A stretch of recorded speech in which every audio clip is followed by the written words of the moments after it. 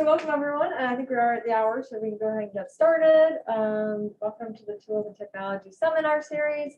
It's occurred to me that in previous weeks I've never introduced myself. So for anyone who doesn't know me, I'm Marcy Brandenburg. I am the facilitator of this seminar series. If anyone is interested in presenting next semester, I am currently scheduling. So I'm always happy to take volunteers and also recommendations for others. So not a big crowd right now in person. We may have some come in after the seminar starts. We'll see. I imagine we'll also get some more people logging online in the next few minutes. If you are online, you have questions, please feel free to put them in the chat box, or you can always unmute yourself too. We'll be paying attention to the chat box. So with that, I'd like to turn over the presentation to our speaker. Today's speaker is Di Wang from Biostatistics. Thanks. Thanks, Marcy. Hello, everyone. I'm Di Wang. I'm a first-year PhD student in the Department of Biostatistics. And today, my presentation is about a newly developed data integration framework in soil analysis, which is called Kullback-Leibler-Based Discrete Relative Risk Models for integration of published prediction models with new time-to-event dataset. And this work is co-authored with Doctors Wang, Randall Song, Hui Zhang, Jeremy Taylor, and Kevin He. I will start my presentation with a very brief introduction and overview of the field of survival prediction and data integration.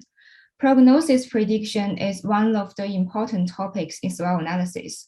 In clinical studies, prediction models are very useful tools for risk evaluation. And large-scale databases have been widely used in the development of prediction models due to their massive sample sizes.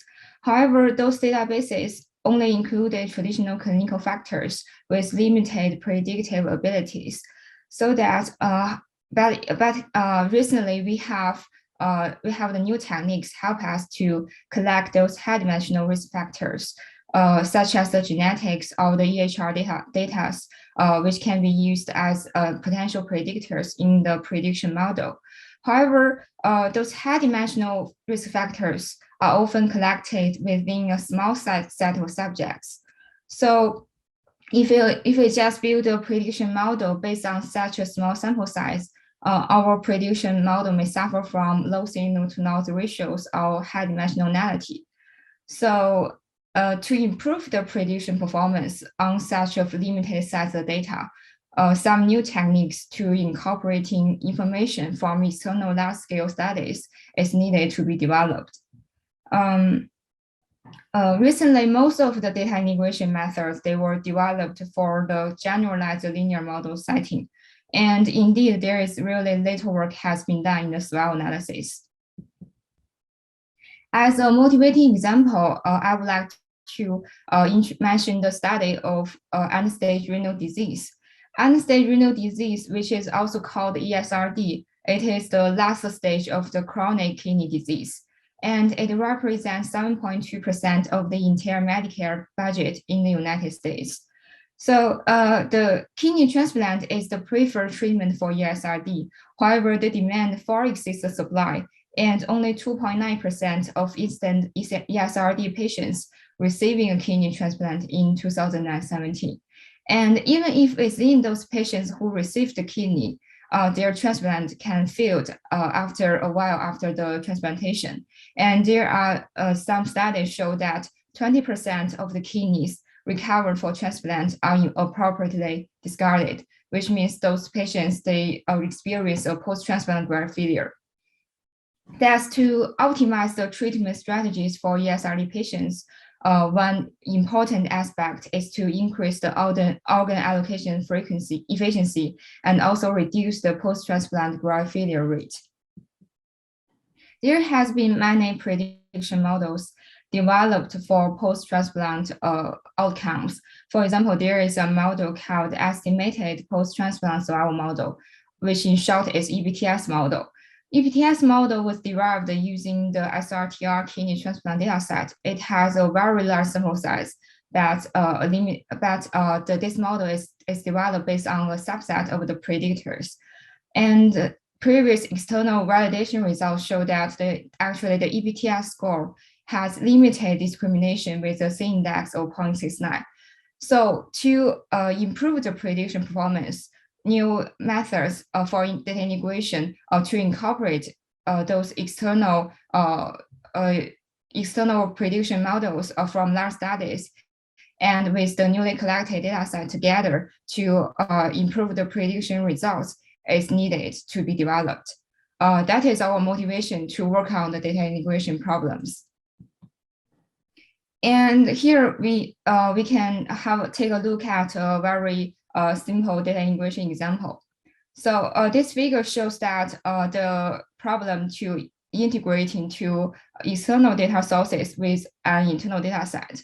So basically, the data integration method helps us to develop an integrated model based on the information from both of the external data sources and the internal data.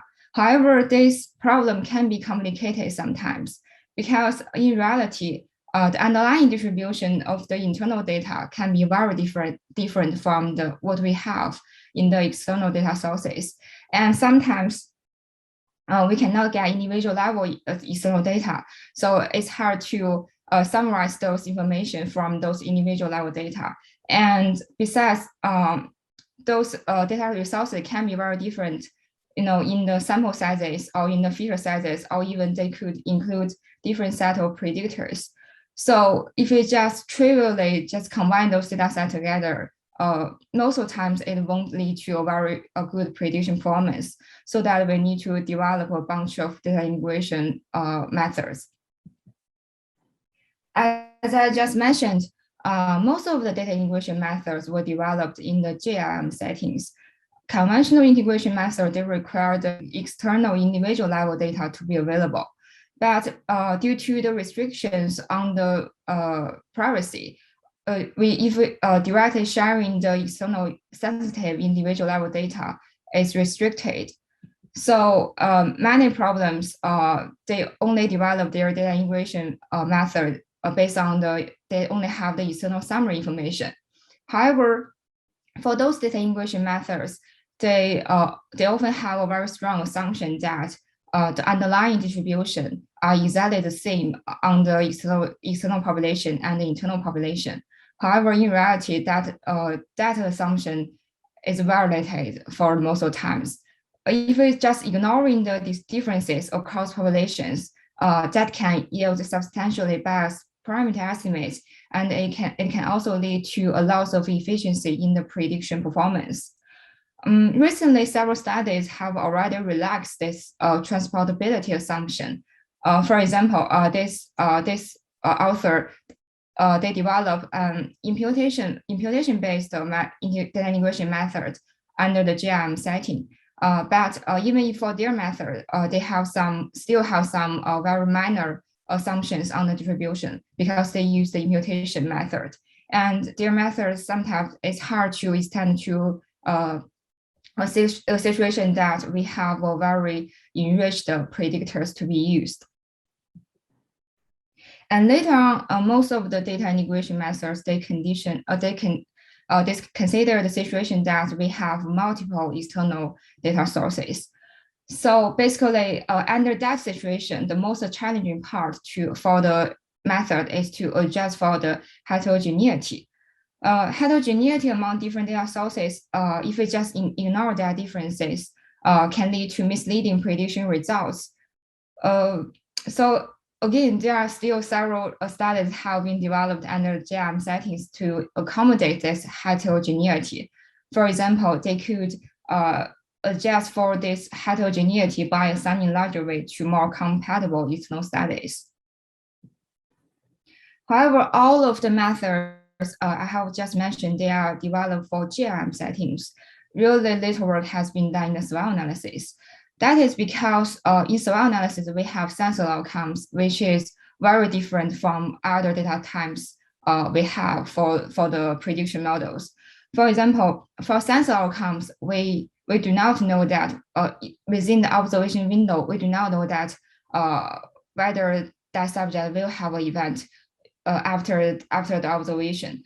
So we cannot observe the full probability distribution of that outcome.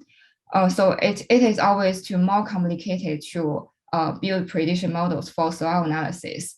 And there is one method which employed the idea of staggered regression in the Cox models, which basically treat the prediction of the external model as a predictor variable in the internal model.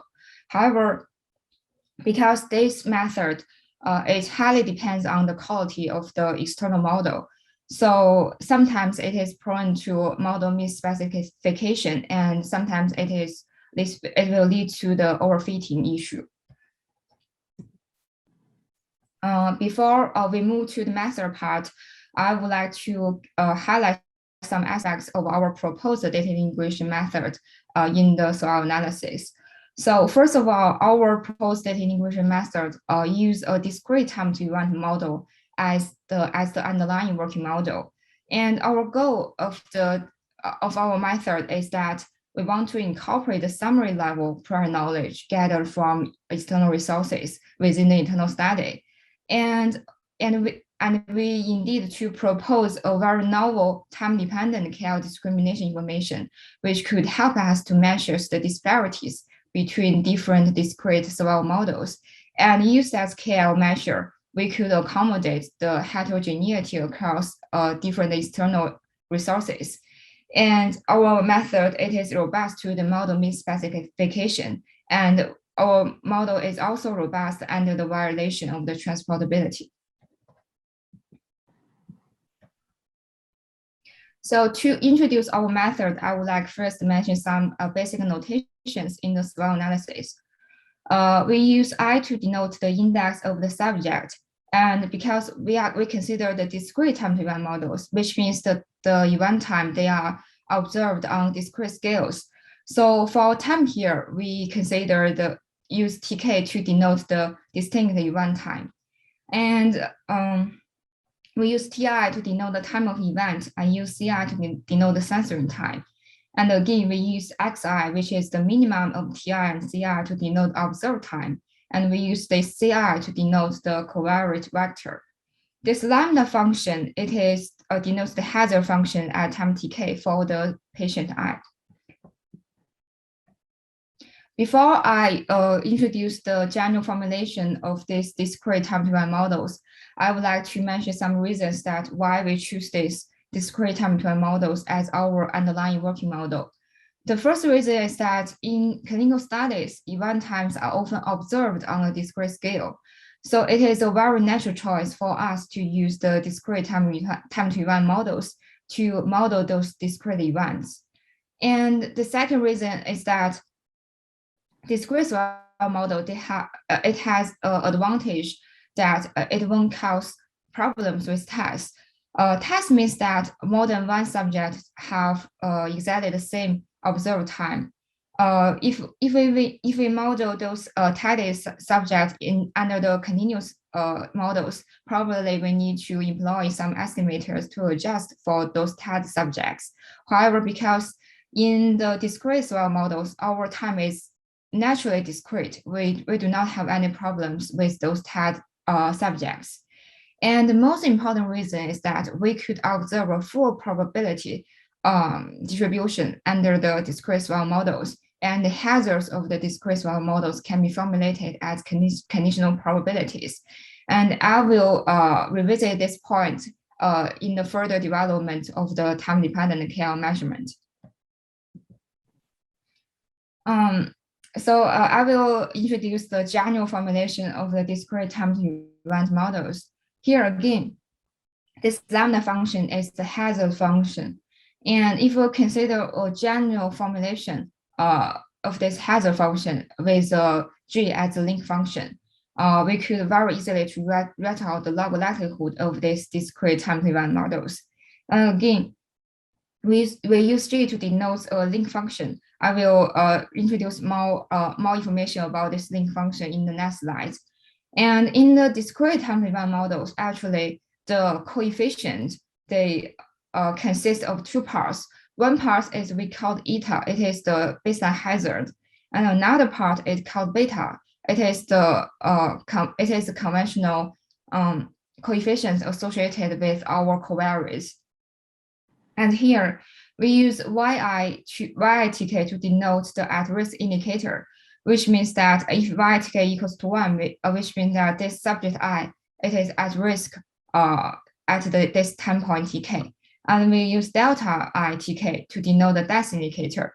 If delta ITK equals to 1 means that this subject I experience an event at time TK. If it equals to 0 means that the subject I did not experience an event at time TK.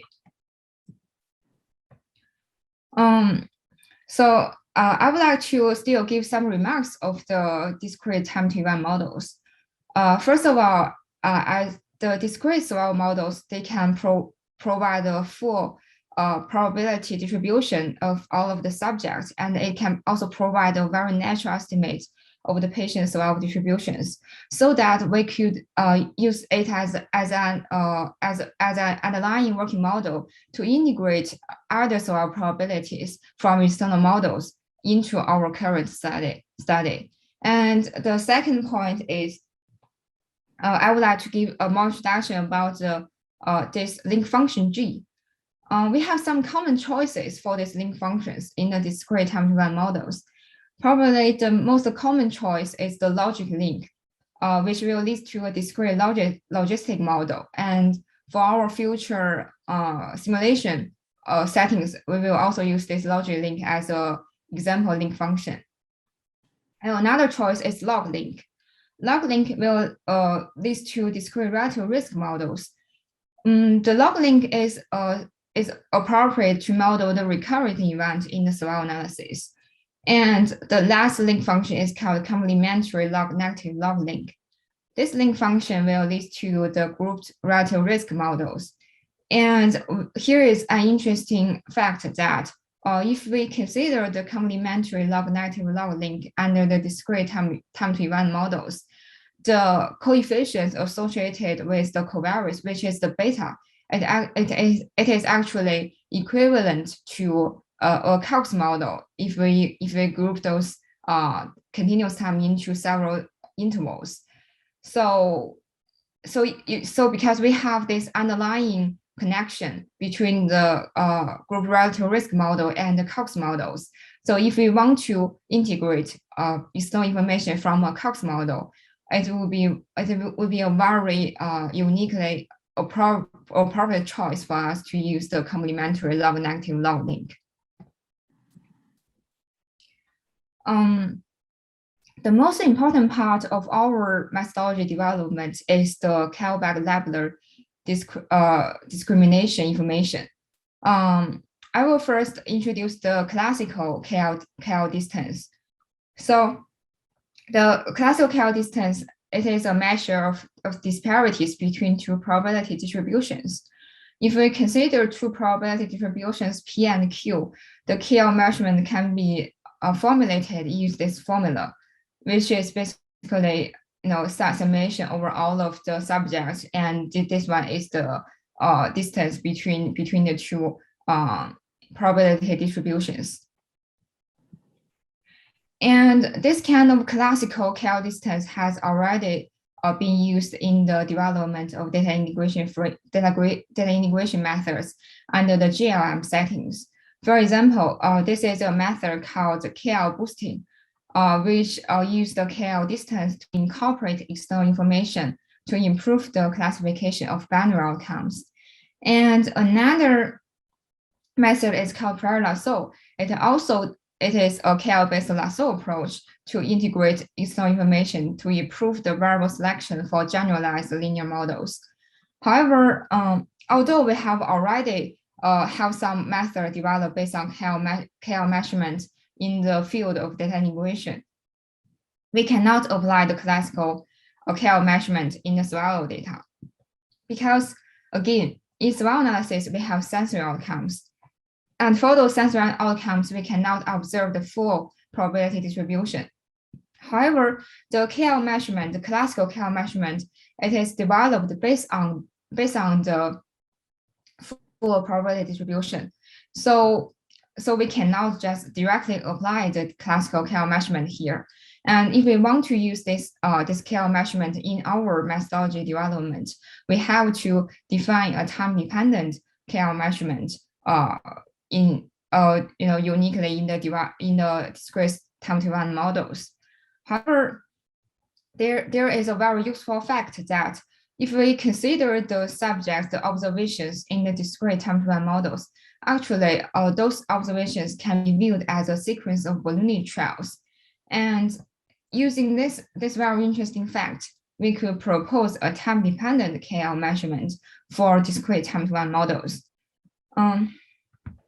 So again, as I mentioned, that the hazards in the discrete time-to-one models can be formulated as a conditional probability.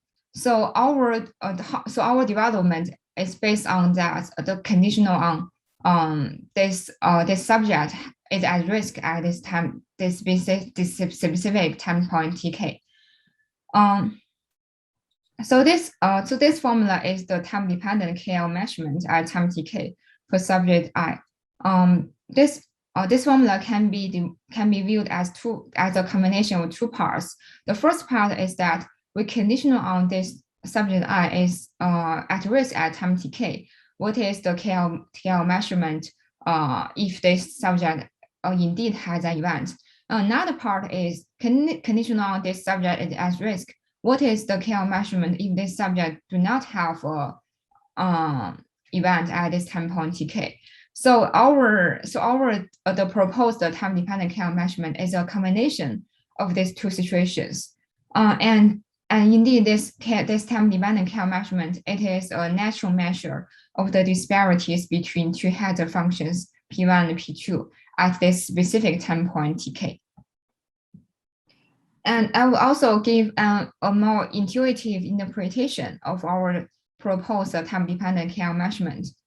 For example, if we consider this P1 and P2, we consider that we use this delta IK to denote a time-varying binary outcome for subject I at time tk, which is basically conditional on that the subject I is at risk at time tk, that the indicator of the subject I indeed has an event at time tk. Actually, our proposed time-dependent KL measurement, it is a measure of divergence between the two probability distributions of a time-varying binary outcomes P1 and P2 as we just introduced, as we just defined by this delta IK. So this gives us an interpretation of the newly proposed time-dependent KL measurement as our classical KL measurement. Before I introduce the KL-based integration framework, I would like to briefly mention a proposition that we proved. So here, still we consider the P1 corresponding to an external model and P2 corresponding to our internal discrete time-to-one model. And this theta, it is the parameters associated with this internal discrete time-to-one model. If we ignoring the terms now involving the theta, actually the KL measurement we just defined at time tk for subject I between the historical model and the current model, it is proportional to this log likelihood of subject I at time tk, which is the log likelihood based on the predicted outcome for subject I at time tk, using the data in the internal model and using the parameters from the historical model. So based on this proposition, we could very naturally to define a cumulative KL measurement, which is basically we take the summation over all of the subjects and over all of the distinct time points. Take this, and this one is the log likelihood from our proposition 1. And then with this cumulative KL measurement, we could define our objective function, which is has a form of a penalized log likelihood. So the first part of this penalized log likelihood, it is the log likelihood based on the internal model and also the internal data set. And the second part, it is based on the cumulative KL measure. And as I said, this is a penalized log likelihood. We use the KL measurement as a penalty part. So we need to minus this KL measurement. Our goal is to maximize this log likelihood. And together we want to minimize the KL measurement, which means we want to, if the internal model and the external model, they are very similar, we want to borrow some information from the external model to improve the prediction of the internal model. If they are very different, we do not want those misleading information from the external model to lead us to misleading prediction results. And this lambda, it is a tuning parameter, help us to control the relative importance of the external model and the internal model. And this lambda will be very large if the two models are very similar. And of course, it can be very small. It can set to be 0 if the two models are very different. So this lambda can be selected by cross-validation. So again, this our lambda theta is our penalized log likelihood. Under some derivation, this our lambda theta is proportional to this following objective function, which if I take a look at this function, it actually has a similar formulation as the standard discrete Wang models. So all of the methods that could solve the standard discrete Wang models can be used to solve this integrated model. Yes, with this objective function. And what I just introduced, it is to just integrate one external model to our internal data set. However, our method can be very easily to extended to integrate multiple external models into our internal data set. So if we consider a situation that we have several external models, suppose we have M external models, and the penalized log likelihood can be defined as still we have the log likelihood from the internal model. And again, we could minus the summation of several KL divergence from each of the external model and our internal model. And again, we have this penalized log likelihood. And we want to maximize this log likelihood with the condition that we want to minimize this KL measurement. And again, the lambda here is still the tuning parameters.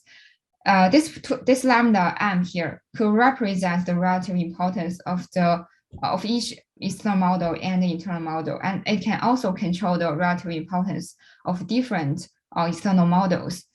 And this penalized log likelihood can be still proportional to this standard discrete Wang models, and all of the methods to solve this discrete Wang models can be used to solve this objective function. So before I go to the numerical results part, I would like to again to review our proposed framework for this KL-based integration.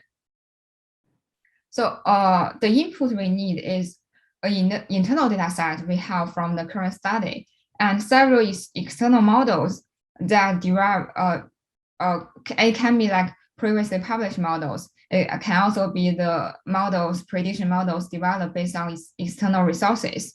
And based on this input, we could have log likelihood based on the internal data and also of the internal model. And we can also have several KL measurements between each of the external model and the internal data set. And here we define this penalized log likelihood to combine the two information from the internal model and the KL measurement. And we use the cross-validation to define this several tuning parameters. And we compute the model using a standard estimation way for the standard discrete time-to-value models.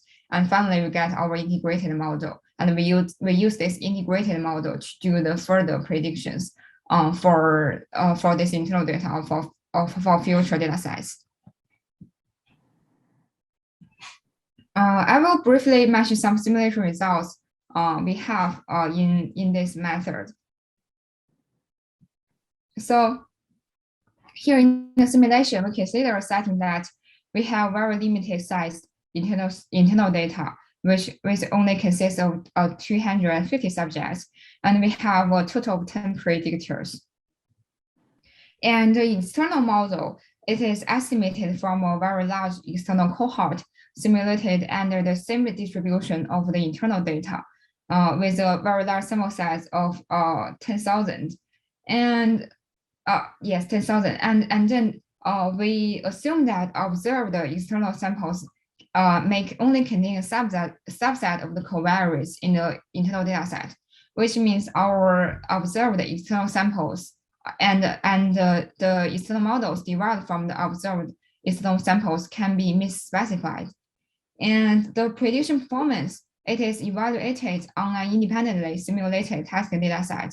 And this testing data is simulated from the same distribution from the internal data. And it also has a same sample size with this very limited sample size.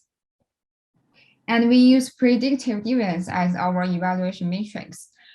Predictive deviance can be defined as the negative log likelihood under the discrete swell models for binary outcomes.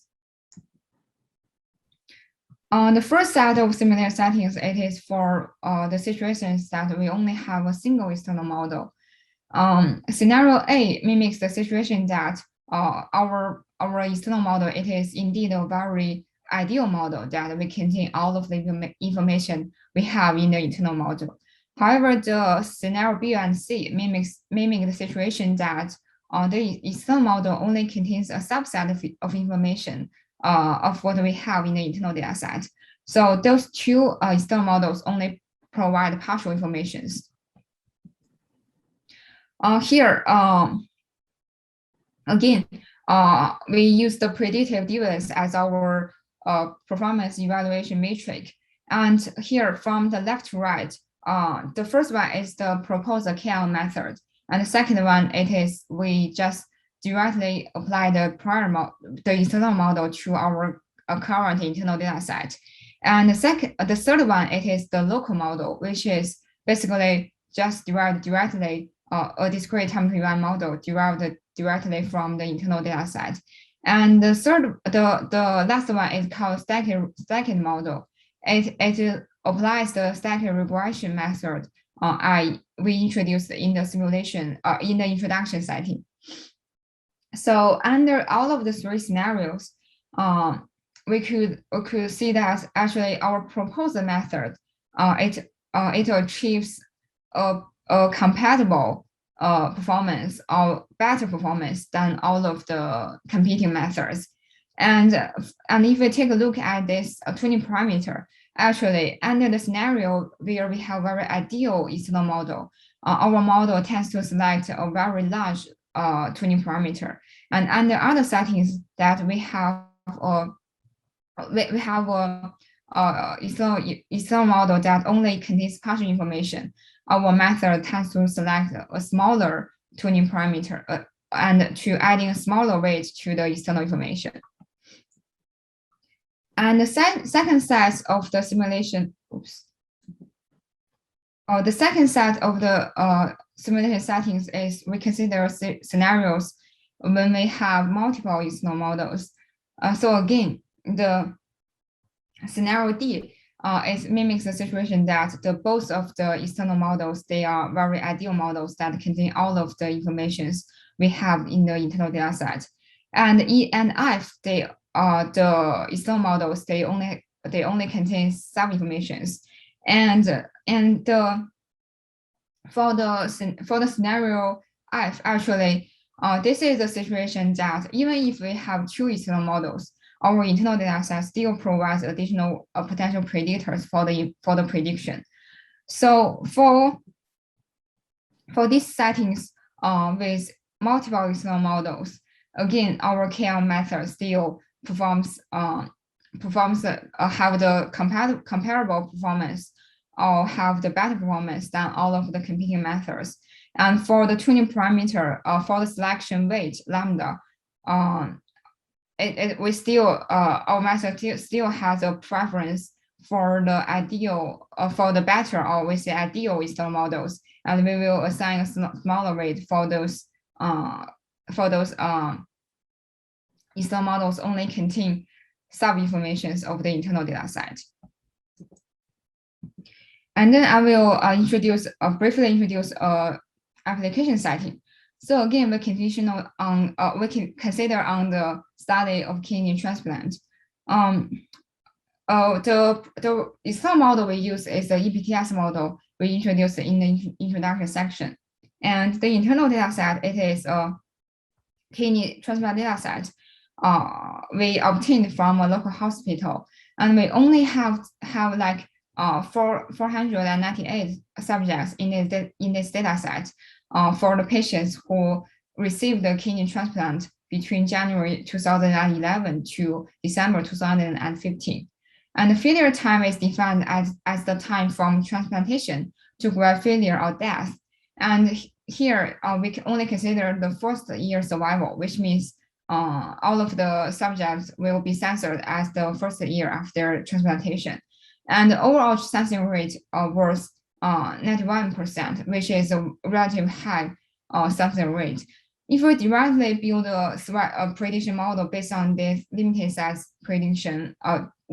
data, it will lead to a very poor prediction performance.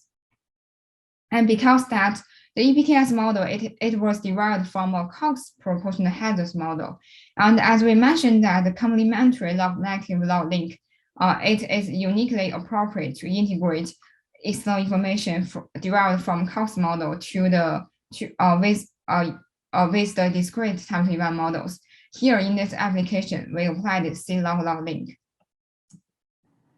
This table shows the results of the application example. So again, we use predictive deviance as the model as the prediction performance matrix. And this EPTS is our external model. This discrete one model is our internal model built based on our internal data set. And this KL model is our proposed method. And it's very intuitively that our proposed KL method achieves the best performance among all of the competing methods. And at the end of the presentation, I would like to again to emphasize some remarks of our proposed methods. So first of all, our proposed KL integration framework could incorporate multiple external data sources, and we could allow for heterogeneities across those external populations. And our method could also accommodate the situations that external studies may only provide partial information on subset of the potential predictors in the internal study. And we propose a time-dependent KL measurement to help us to control the relative weight of the external information. And our model is very robust to model mean specification, and we could incorporate various types of external prediction models. If we recall our integration framework, what we need is just a prediction. It's just a prediction based on the external models. So as long as the external models could provide a prediction based on the internal data set, we could use that as a external information to help us to improve the prediction performance. And again, because we only use the external prediction models, we do not require any sensitive individual level data to be obtained from the external data set. And what we just introduced is just a fundamental KL integration framework for the low dimensional setting. We will assume that we will use all of the predictors we have in the internal data set. However, in reality, we may have more complicated situations. For example, for high dimensional settings, we have already extended our integration framework based on a boosting algorithm as a KL-based variable selection for discrete one models. And for other situations where we consider the complex interactions and time varying effects, we have developed an extension called KL-based functional gradient boosting trees for discrete one models.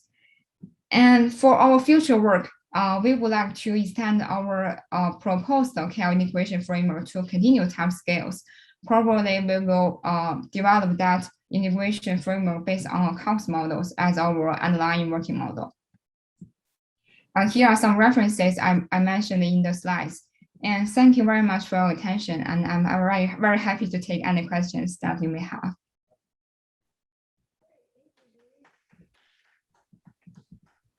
So if anyone has any questions, you can put them in the chat box or unmute yourself and ask.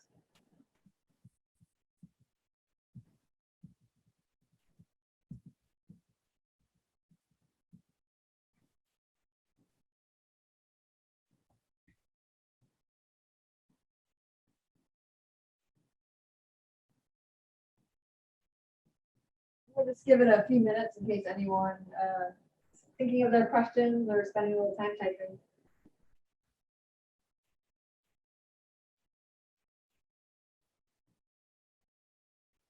Or if you have any questions, you can send me an email after the presentation. That is also okay.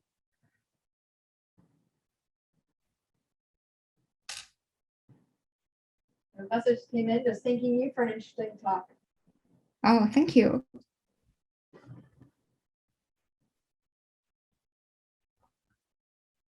Maybe we'll just give it one more minute in case anybody wants to unmute and ask any questions or put any questions in chat.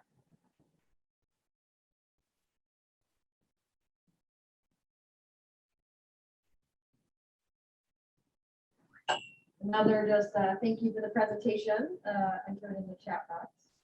Thank you. But this time, I'm not seeing anything else in the chat box or questions, and I'm not hearing anyone unmute themselves. So I think we can end the presentation. So I want to thank you again, Dee, for taking the time to give this excellent presentation today. Thank you, everyone, for your attention. And thanks, Marcy, for holding this seminar.